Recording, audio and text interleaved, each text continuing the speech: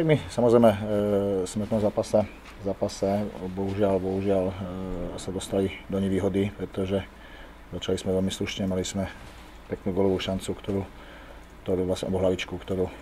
Frišták chytil a bohužiaľ z prvej standardky sme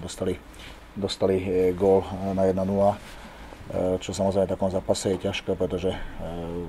hneď bolo vidno od prvej minúty, že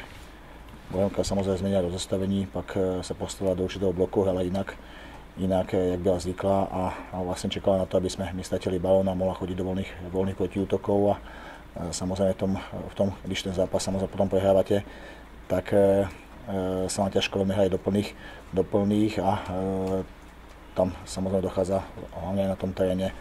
viacej stratám balónu a superu to vyhovuje, ale ja som musím povedať, že sme si relatívne dokázali poradiť aj s tými breakovými situáciami v prvom polčase a je škoda, že myslím si, že sme mali dostatok šanci na to a závadu na to, aby sme strelili gól. Bohužiaľ, keď vidím penalty, aká sa zapískala při braní proti nám, ako keď vidím tie penalty, ktoré keď sa hráč dotkne hráča rukou, ako hráč padne a pískají, a pak samozrejme ide hráč cez hráča a penálta sa nepíska, tak je to samozrejme zložité. Takže už ten druhý gól nemá zmysel komentovať, pretože ten bol na stavenom čase, keď sa hralo hodne do plných, ale je škoda, že v tomto zápase sme nedokázali premeniť svoje šance, ktoré sme si vytvorili. Tak to uvidíme sa samozrejme dál, ako není to jednoduché ako hrať pro nás, ale zase v tom zápase sme videli, že samozrejme boli tam dobré momenty, a zase nemôžeme vytknúť hráčom, že by niektorý hráč samozrejme nechtěl, nebo tam nebylo nasazení, takže to nasazení tam bylo, tie šance přišli, zakončení tam bylo na konci. Samozrejme dáte do břevna, kde sa vám to zase vráti zpátky, takže tie šance tam byly a to mužstvo samozrejme chtělo ísť za tým vítězstvím a bohužiaľ to nebylo, ale samozrejme každá prohra, ktorá je, tak samozrejme to komplikuje tú prácu v týdnu a samozrejme komplikuje to pro ten tým v tom zápase ten výkon. Tak si myslím, že to zvládli slušne, to znamená, zvládli sme to slušne, nemali sme nejaký problém to rozostavení, samozrejme mali sme problém to, sa môžeme o tom nebaviť, nielen my, videl som Spartu s Bohemkou, my sme tých šancí mali oveľa víc ako Sparta s Bohemkou, pre žiadne mužstvo není ľahké hrať do plných a väčšinou, alebo všetne nás, väčšinou tých tímov to mužstvo nemá, aby mohlo hrať kreatívne a hrať ako nejak zvlášť do plných. Takže v tomto je to ťažké, nemá to ani zmysel sa baviť o tom, či to bolo rozostavenie, či nie. Pro rozostavenie sme zvládli, pracujeme na tom, na obidvoch rozostaveních. Samozrejme mali sme problémy s tým, že samozrejme Gajič zranený, Vyhnal zranený, takže už sme Linku sme sa dozvedeli až hodinu a pol pred zápasom, že je hotovej, takže takisto sme nemali jednoducho poskladať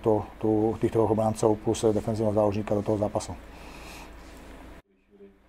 Obrovské pozitívum, ale hovorím, skladáme tak, že vlastne šiel to hráč, ktorý nemal vlastne odohraté od podzimu ani jeden zápas, ani 1 minútu. Pozitívum je samozrejme Hlinka sa spravila, aj keď je to samozrejme bude až v 4. kole, takže o to ťažšie to je samozrejme pre nás, že vlastne riešime tieto veci vlastne až v průběhu toho jara,